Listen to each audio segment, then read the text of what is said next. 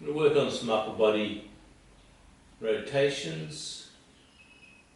Again, as I said, be very gentle, trying to feel the movement.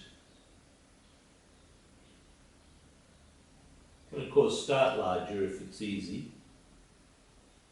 For me, I have a long history of upper back injury, but also a type of congenital deformity there that creates a stiffness, and at my age quite a bit of wear and tear.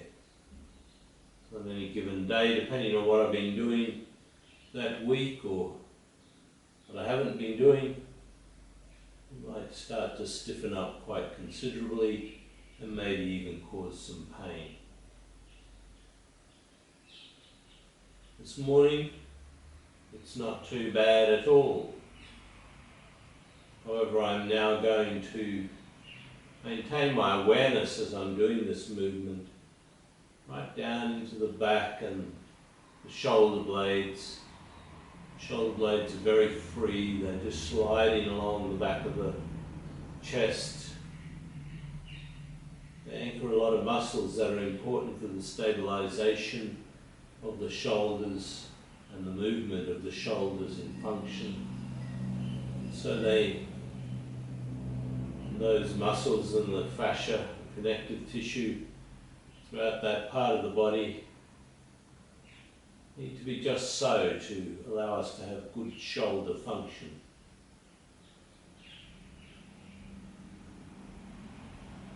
And now I'm going to introduce the head with that movement.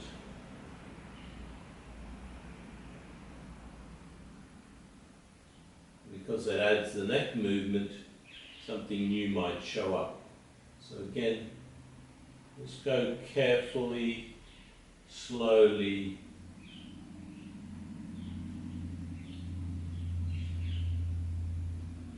feeling the movement.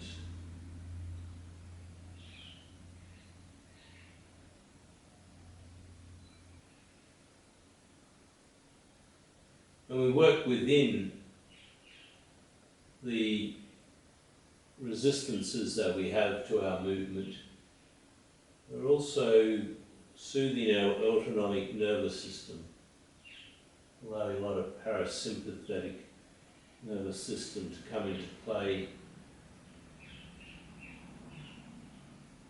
and that feedback loop going right back to the deeper levels of the brain that are operating our fear mechanisms or our fight and flight and even shutdown mechanisms. And for people who are carrying a bit of stress in the body, anything that does that might actually create a sleepy effect, lethargy afterwards.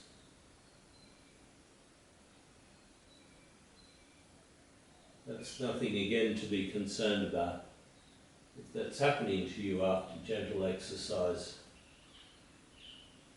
just take note, like you're going to take note of anything that is happening in your body and with your movements, and just know that that's a readjustment of your nervous system, a settling down maybe of a habitual way of your nervous system operating. And of course we can therefore retrain that nervous system over time to operate through a more relaxed and calming manner.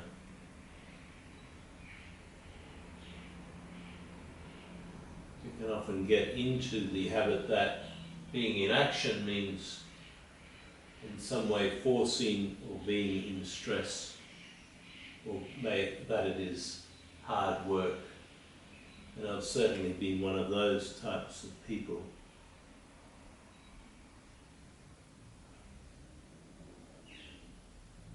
However, we can really look around in society to realize But there are a whole lot of people who operate at a highly efficient and effective level without that stress, without that it's hard work, without forcing. And in fact, we realise that people operating at a more optimal level than we are often able to achieve that because they are operating in that it's less hard work. In fact, that it's not hard work at all, perhaps.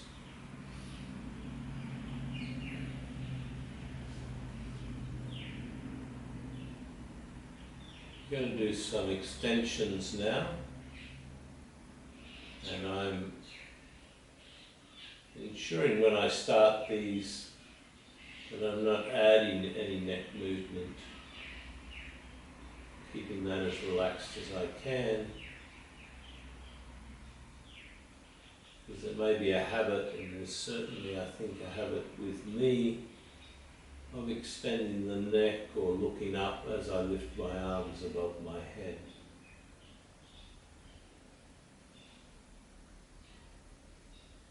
You may find these things starting to click in automatically as you do one movement that might be isolated. You might find something else wants to come along for the drive. Just notice that. You can let that release.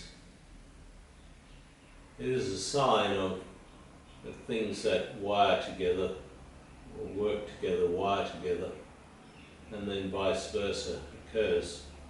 Once they're wired together, they'll work together. And for a lot of things, we can see if we can just detach those togethernesses a little and allow some new patterns to be organised in our nervous system.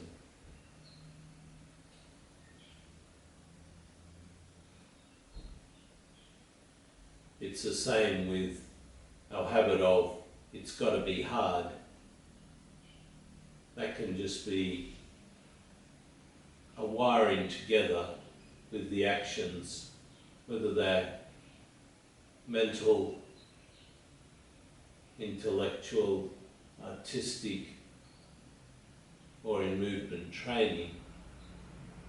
It could just be lifting a box up on a shelf, and something you can discover for yourself, that it can be less hard work.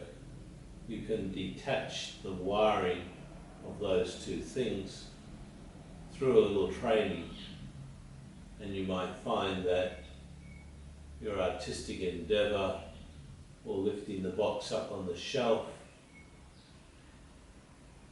or your intellectual work or business work could happen without you carrying all that extra effort in the body. We're going to go back to some rotations and add the knees. I'm going to do the knees and the hands together.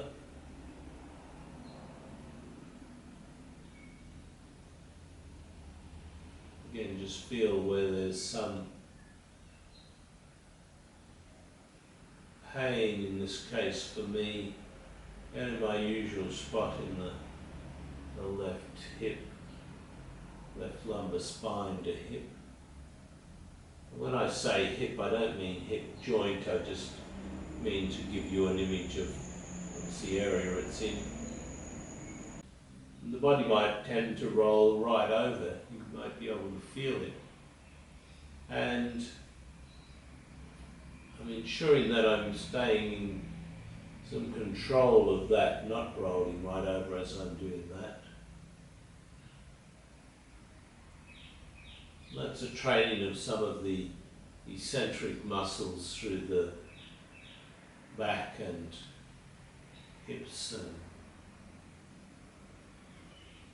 there's a little bit of engagement at a very efficient level. And aware for anything that is not as smooth through the movement. And where things are not as smooth through the movement, you just notice them and see whether they can become smooth just through noticing, but also through keeping it still easy.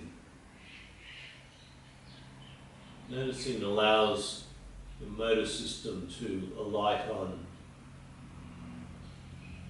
solving the problem. And think of it like a mathematical problem, not like a problem. Just something to be solved, something interesting to be solved. Like an inquiry, like what is the nature of this jerkiness?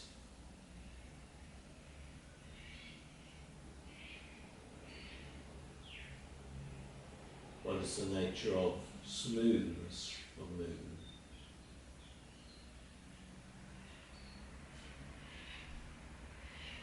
Now I'm going to add some opposing neck movements.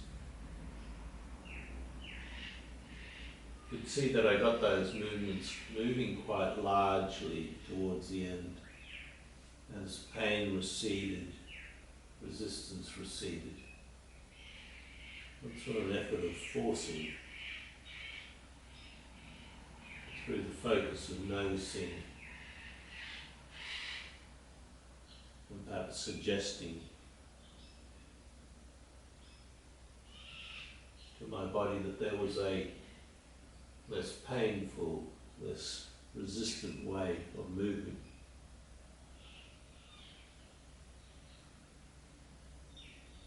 However, because some things are actually in the physiology itself, like perhaps some inflammatory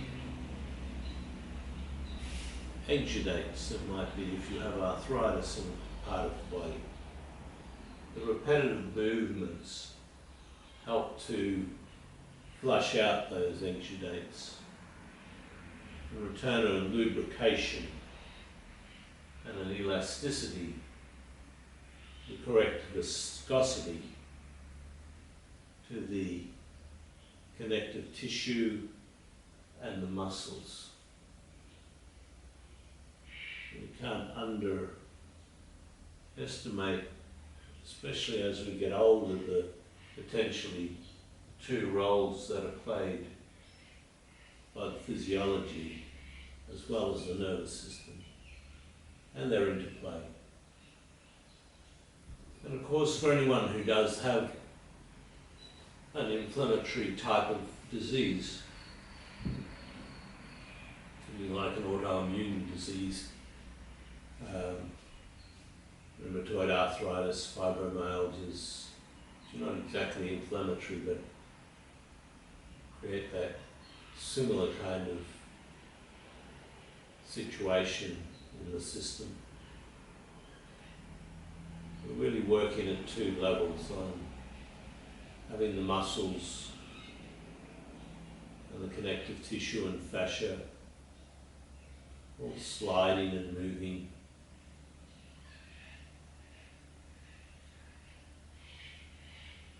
creating internally with that an improvement in our hydraulics, our viscosities,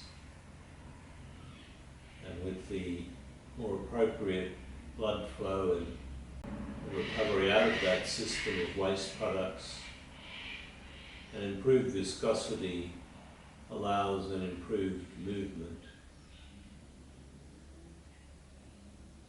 However, the nervous system plays a very important role in both dampening down inflammatory developments in our body, and gentle movements help that. Taking a moment to rest as I am now, just to feel how the body now feels on the floor.